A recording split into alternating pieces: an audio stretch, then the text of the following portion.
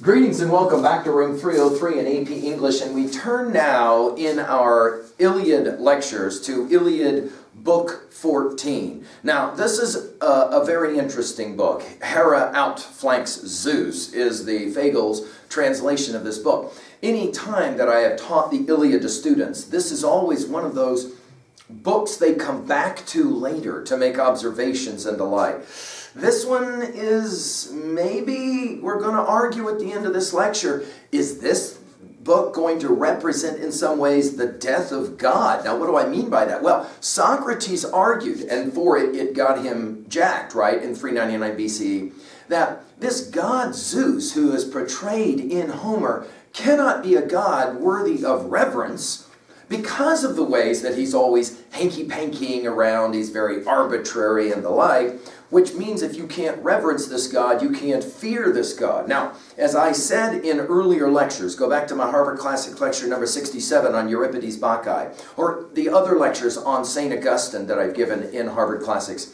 St. Augustine, completely aware of all of the issues that are surrounding this question of Book 14 and, of course, other stories as well, especially when you have a God who is messing around with a woman, whether it be Hera, his wife's sister, or whether it be human women. This notion of God's hanky-pankying with women, inevitably, of course, for St. Augustine, is going to lead to having to answer the question about, of course, the incarnation of Christ and the pregnancy of Mary. Having said all of that, obviously St. Augustine and all church fathers had a legitimate answer to this question, but nonetheless, it's all going to be raised here, right in the middle of the Iliad. By the way, let's point out as well, this is the famous book of sex and violence in the Iliad, right? Showing the power of sexual passion, right? Even Zeus can't avoid it. While at the same time in this book, you have some of the most graphic war-fighting battle scenes combined in a single book. Well, I think it's remarkable to think about how sexual passion, if it's not love, it's lust. And that's going to be one of our questions from Book 14 as well. Lots and lots of stuff resurrected in this book. This sexual passion of this lust is how we got here. Think about that, right? The judgment of Paris, of course, is going to lead Paris to find Helen in Sparta and bring her back to Troy. And, of course, at the very beginning of the Iliad itself, we have Agamemnon and Achilles falling out over what? Over a couple of women. So this has been standing here the whole time behind us. Now we're ready to address it fully in Book 14. Now, just to remind where we've been, if you haven't been following our lectures on learnstrong.net, go to the AP folder and find those. Let's review really quickly, just to kind of remind ourselves of where we are. In Book 1, we, of course, have the invocation of the Muse. We have Achilles versus Agamemnon. I referenced it a second ago. In Book 2, we have Agamemnon's bad dream sent by Zeus. The Greeks will win, go to war. We have the catalog of the ships, the catalog of the chariots. And then in Book 3, we have Paris fighting Menelaus. And it looks like Menelaus has won this thing, and Paris is going to be defeated and all of that. He's taken back and rescued, of course, by Aphrodite. And we think the war is over. No. Book 4 and Book 14, there's your mnemonic. In Book 4, you're going to have Zeus and Hera having a contest where Hera will say to Zeus, it can't end this way. The Greeks can't win this way. The Trojans can't win this way. The Greeks, city of Troy has to go down. And so onto the wall she goes. She tells Pandarus to shoot at Menelaus, and now we've got the war back on again. In Book 5, we've got Diomedes and his Aristeia. Now this Aristeia, again, this word so critical to the Iliad, a battle type scene where you have a preparation for the war, putting on the armor. The armor is often described. You have the fight itself and the fallout of the fight. We want to keep that in mind because we're going to see something interestingly adaptive about this Aristeia here in Book 14 with Hera. We'll come back to it. And in fact, in Book 5, remember that Aphrodite and Ares both are wounded by the great Greek warrior Diomedes. In Book 6, we have Hector back in Troy with Andromache as well as Astyanax, his boy. A powerful scene to show us the humanness of the enemy, as we've said. In Book 7, we have Ajax versus Hector, leading to a truce. We're going to have that same thing again. So it's interesting the way that some of these themes come back and these type scenes come back. In Book 14, we're going to have Ajax against Hector one more time, and it's going to come down to, of all things again, a rock. We'll get to that in a moment, right? In Book 8, we've got Zeus and his scales, and the decision is made that the Trojans will ascend and the Greeks will, in fact, begin to get jacked. In Book 9, Pivotal book. We have the Achillean embassy, the embassy to Achilles, sent by Agamemnon at the suggestion of Nestor. Odysseus, Phinox, and Aiox are all going to come and try and talk him into it. He says no. I paused at the end of that to give a lecture of a review of books 1 through 9. I called it Achilles' Crisis of Faith. And here I talked about how Achilles, in the moment when he says no, rejects the warrior code of the Greeks. That is to say, the central motif of this entire poem is the idea that men fight for time, Scooby snacks, and they fight for kleos, glory. And Achilles says, I'm not sure I believe in either of these anymore. It's a pivotal moment.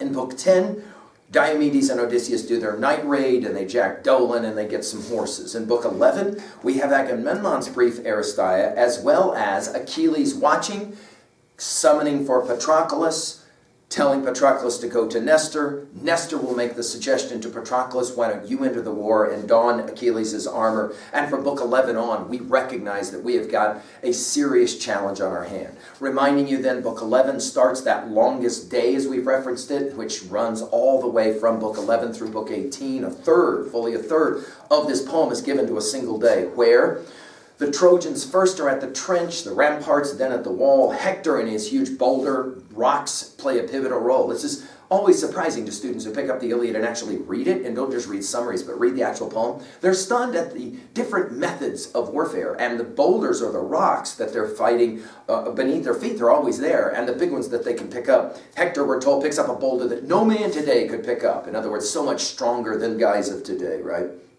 By Book 13, we've got Poseidon, who through Calchas, the prophet, will enter into the war, and he will begin the encouragement. We have Hector, who will taunt Paris, and at the end of Book 13, we have the mighty scream of Hector on the ascendancy. With all of that, we're ready to begin Book 14, which has ostensibly 3 parts to it, and we'll get to it in a moment. Just to remind, though, the hope for us is that you are reading, annotating on your own. If you have not actually picked up a book of the Iliad and read it on your own before my comments, I recommend that you do that.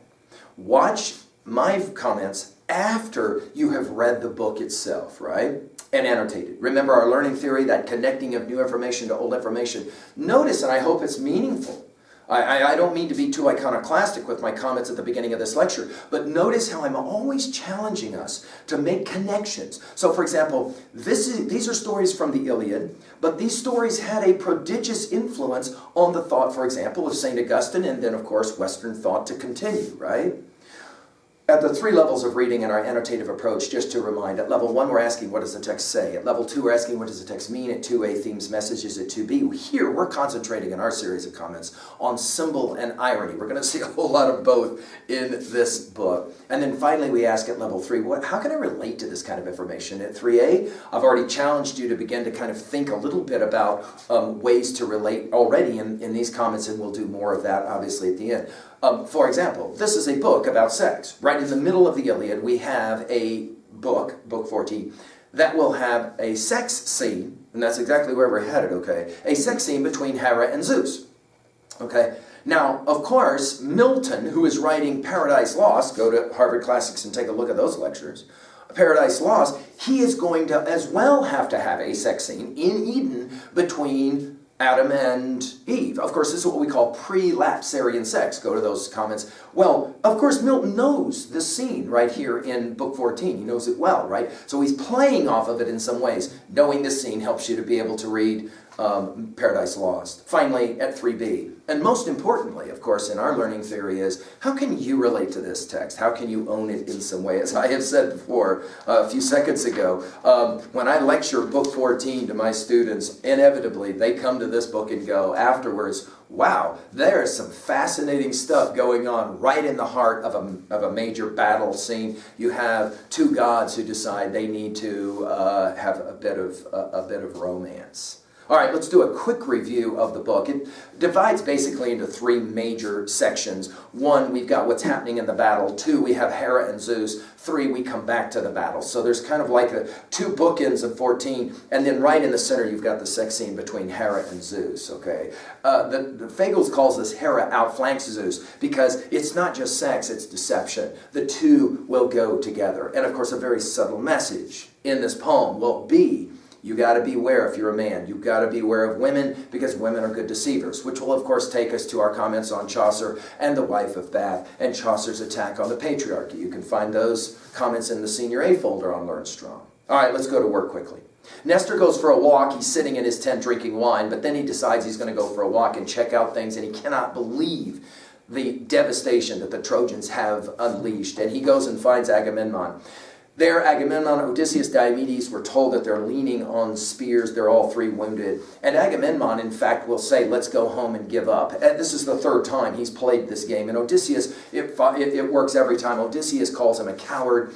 And Agamemnon comes back and says, if you've got a better plan, give it to me. And Diomedes says, I do have a better plan. Let's go and let's fight. At least make a show and be a support to the men. It's at this point that Poseidon will speak again to the Greeks, again as Calchas, and he will say, forget Achilles. Achilles is always here, although he's never here in the actual war. He's always here in the mines, right? And let's fight. And at line 187, we have the second movement. And I like to call it a movement because this is a beautifully symphonic book within the middle of the Iliad, which is obviously symphonic in its own right. I think I said to you in the last lecture that one of the ways to read the Iliad in this reflexive mode is to kind of recognize that you have simultaneously things happening between the humans and then with the gods. And now we're told that Hera will have her day. In many ways, you could call this Hera's Aristeia. So put that in your notes and we'll come back to it in a bit. First, she dresses for battle, just like an Aristeia, right? Getting ready and all of the different ways to make her as beautiful as possible. Then she goes to Aphrodite and she fools Aphrodite into giving Hera some potions that will make her even more remarkably beautiful and desiring. She lies, and she says that she's trying to mend a feud between Ocean and Theseus, the husband-wife, because they haven't slept together and they've been fighting.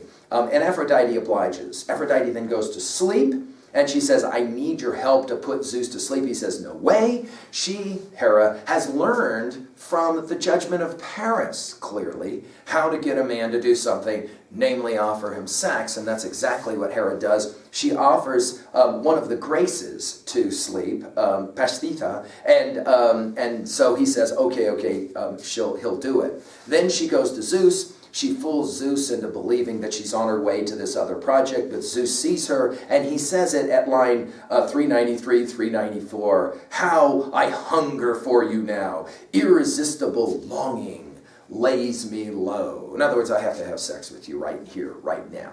And that's exactly what happens, and then Sleep puts Zeus to sleep after his sex, and then he goes down and he tells Poseidon, you can fight now, right out in the open, go to work. And from that point on now, for the rest of the book, the Greeks have the ascendancy. Ajax will in fact wound Hector by picking up this huge boulder and hitting him in the chest and knocking him out, basically. He goes over, they take him over by the river Xanthias, and there he will puke, and then he will black out.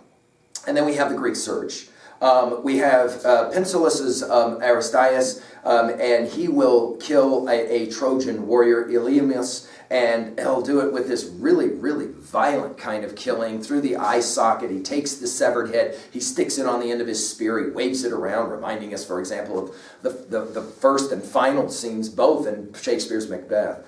And then we're told at the very end of this book that little Ajax gets his heroics as well. All right? Now, of all the books I've read to this point, 1 through 13, no question, Iliad 14 is one of those that I would love to be able to just read with you in its entirety. I can't because I don't have the time to be able to do so. But what I am going to suggest is that we read enough of these books to feel confident that we are enjoying the language of the poetry of this book. So let's go to the opening lines as we like to do. But the mounting cries of war could not escape old Nestor, pausing over his wine. It's a darkly ironic line. He's in the tent drinking wine.